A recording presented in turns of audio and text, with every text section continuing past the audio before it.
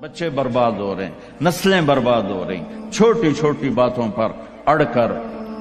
ہمارے استاد صاحب تھے مولانا جمشید صاحب، وہ ہمیں بہت زیادہ سبق میں فرماتے تھے، جو ہار مان جائے گا وہی جیت جائے گا۔ ہار مان جایا کرو، جھک جاؤ، جھک جانے۔ میرے نبی نے فرمایا جو جھک گیا اور معاف کر گیا، میں گارنٹر ہوں اگر اس کی عزت کم ہو تو مجھ سے آ کے لے لے۔ جو معاف کرے گا اللہ اس کی عزت بڑھا دے گا، جو بدلہ لینے پہ آئے گا پورے گھر کو توڑ کے رکھ دے گا۔ یہ چند روزہ زندگی ہے۔